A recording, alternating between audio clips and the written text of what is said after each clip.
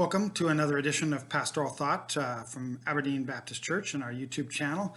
I hope you're doing okay this week and or better than that. And stand by at the end of this Pastoral Thought.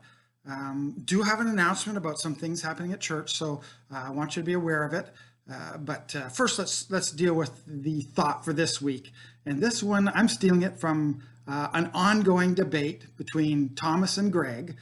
Greg comes and drops in and has time with Thomas, and every so often they suck me into it, but usually it's them battling it out on some theological issue. And this one has been particularly prickly between them, but from my vantage point, I think they both are much closer than sometimes they argue. Sometimes you just argue for the sake of argument. But the topic is about living for earthly blessings in the sense of God blesses us when we obey.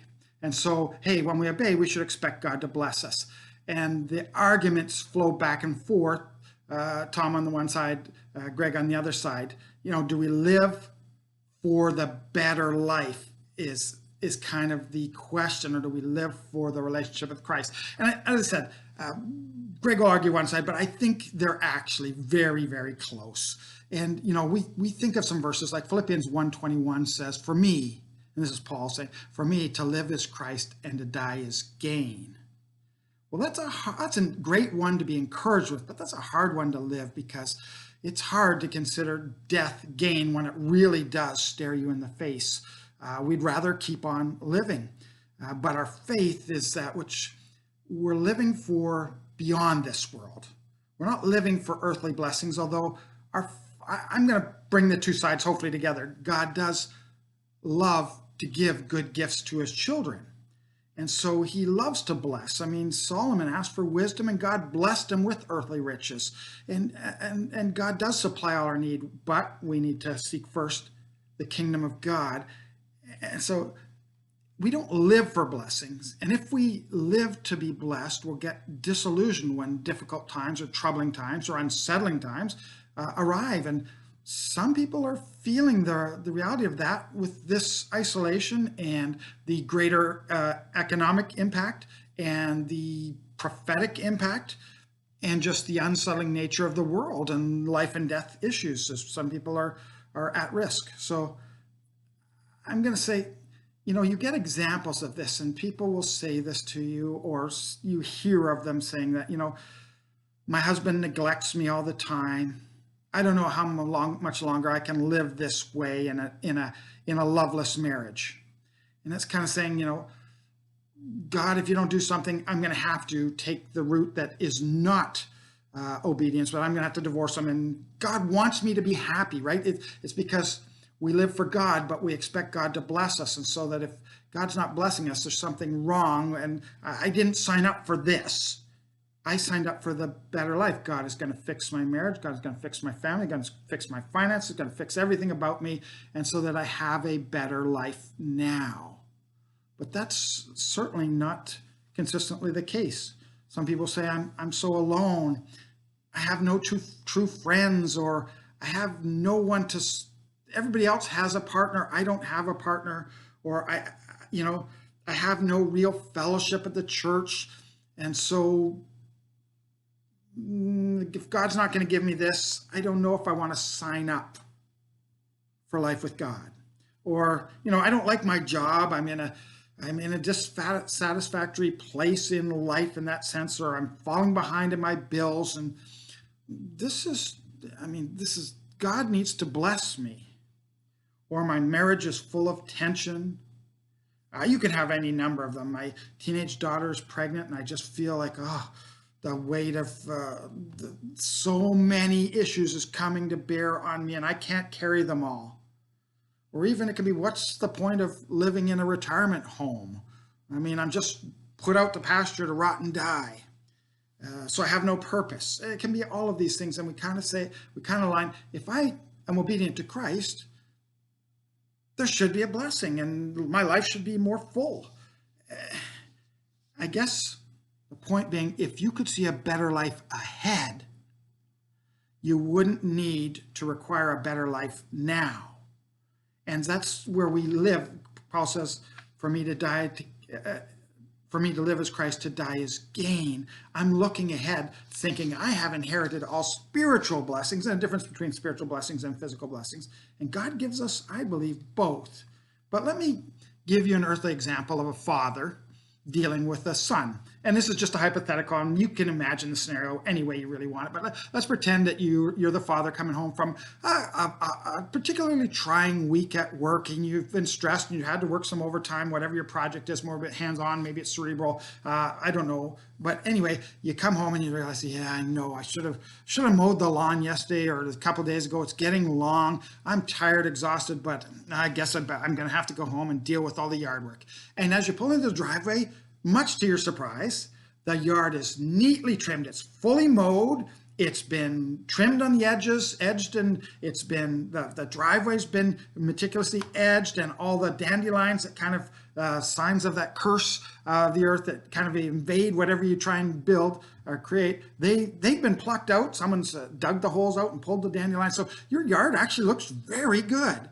And you walk in and say, wow, what happened? And your 16-year-old son says, Dad, yeah, I know you've been under a lot of pressure this week, and I just thought I'd do something good for you. I got home from school early. I didn't have any homework today, so I figured I'd tackle this project for you, and so I did it all. And relax, Dad, just enjoy the night. And you're thinking, wow. And so maybe you pull out, open your wallet, and you pull out maybe $30 and say, hey, son, here's the keys to the car. I know you just got your license. Here's $30. Why don't you take your friends out for coffee tonight, assuming this is in a non-social distancing mode, another phase of life perhaps. And so he's excited, and he calls up his friends and said, hey, my dad's going to sponsor us going out for coffee. Can I pick you up? And so off they go, and he enjoys a nice night.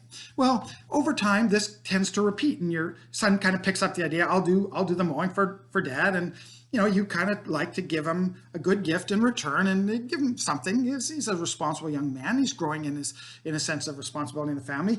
But over time, things slip a little bit.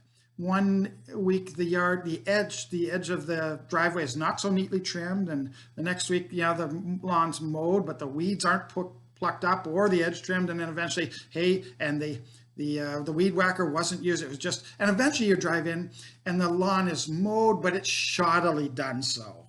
And it's, he's taken a row and then he hasn't overlapped properly. And so he's missed a little line in between every row. And so you got a line where there's still tall grass in between each mowed grass, and the edges look ratty and untailored. And you go inside and there's your son sitting with two of his good friends that he's usually hanging out with. And you say, oh, hi, whatever their names are, how you doing? What are you doing here? And says, well,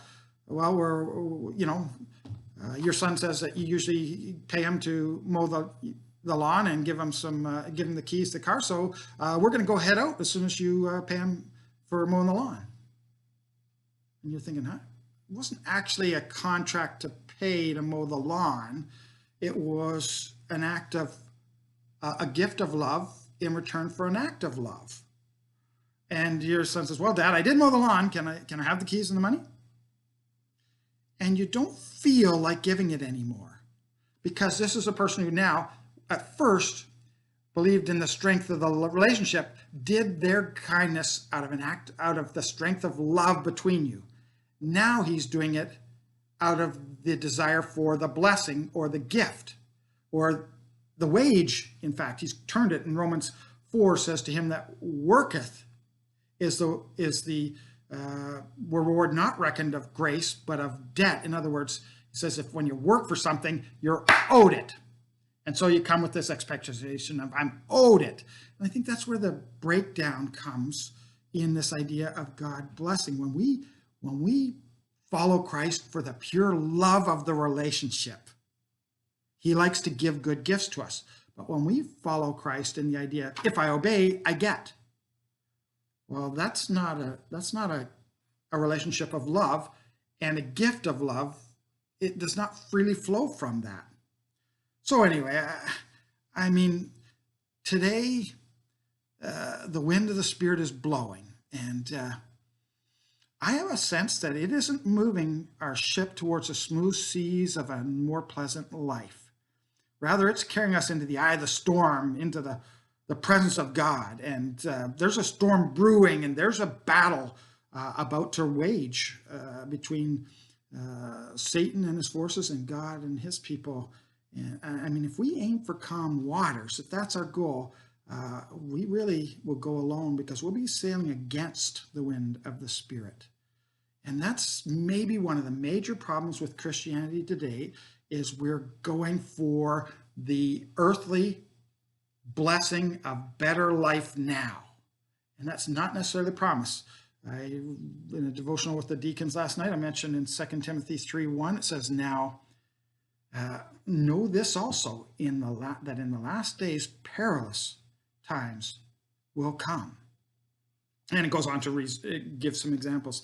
And I just say that to think, there's difficult days on the horizon. I'm convinced, I believe there is. I could be wrong, but I believe there's difficult days on the horizon. And it's that question of, am I tied to the love of Christ that can, I can endure all things. And I can, as Paul says, I know what it is like to be abased, and the wind is not knocked out of my sails, even though I'm facing all kinds of adversity. There's persecutions and distresses, but I am not forsaken. And so I'm not living for the blessing, but I know my God loves to bless when I just purely love him. Now, there may be tough times, there may be physical blessing, but there's spiritual blessing. And so I think both Greg and Tom are onto something. They really they probably both agree with this idea. It's not based on we obey to get a better life. We follow Christ because he loves us with an everlasting love. And John says, behold, what manner of love the Father has given unto us, that we should be called the sons of God. It's not that we're going to have a better life, our marriage is going to be more fulfilling, our husband's going to wake up to our needs, any of that. It's that we're children of God in eternity. We're not just going to be servants. We're not just going to barely make it in by the skin of our teeth. We're going to be God's children, and that the intimacy of that relationship just overwhelms us. That's why we want to obey him. That's why we want to follow him. And whether there's tough times or not, we have our sights set ahead, not for this life now. And so we can enjoy the blessings he gives us now, or we can endure the trials, knowing that the trying of our faith works patience and prepares us to be ready for eternity. Well, that's the thought for today. I did say I had an announcement, and so we've had a deacons meeting, and many of you will be familiar with the slight lifting of some of the COVID-19 personal distancing, social distancing restrictions. And grandmas, starting on May 14th, it's legal to hug your grandchildren. And so, yes, I know some of you bad people have probably violated that already. But anyway, family gatherings are going to be allowed, and you can, even if they reside outside your household, you can neglect, you don't have to keep the social distancing. And there's some other areas, the parks are going to be open and things like that. The premier was asked in the areas of assembly, says that the restriction on no more than 50 is going to remain in place, so gatherings, but he encouraged, assemblies and places of worship to be innovative. And so we are going to be moving to back to in-church services starting next Sunday. That's May 17th.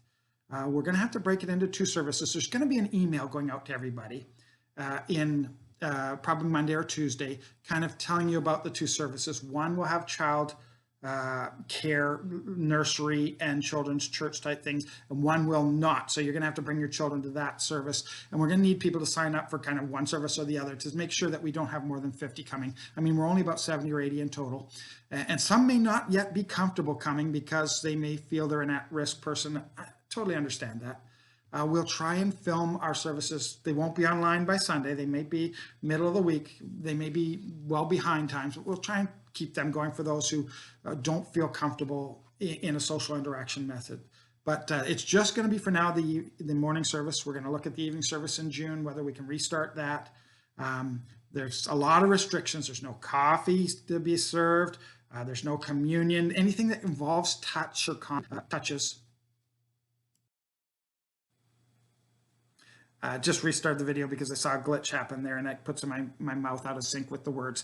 So anyway, there's not going to be any fellowship with food or anything like that. And we're told that the 50-person restriction will not be lifted until stage 4. And stage 4 is predicated upon a cure for COVID-19 or an effective vaccine or effective herd immunity. So it could be months away. There might be another round of another spike in infections, and it may be after that. So it could be months away. So this is probably going to be through the summer at least, and maybe into the fall, that we will have to have split services, one at 9 o'clock going till about 10:15, and the other at 10:30 going till about 11:45-ish. And so we're going to need some people, early risers, those without children, to kind of sign up for the 9 a.m. So that we can ensure that we have a sufficient separation, that we don't have 50 people plus in any service. And then in June, we'll try and get an evening service going. And then, you may see the people who are in the other service that you don't often see. And it's a work in progress. There will be glitches and there will be some amendments to it. But I wanted you to be aware that starting next week, we are going to be back to church. And this is something that the province understands. Places of worship are trying to work out the details of how to make it happen. So anyway, Lord bless you. We'll be up with our regular Sunday recorded message for this Sunday, as well as children's recorded messages and things. And then beyond that, we'll be looking to be in-house. God bless you all, and take care.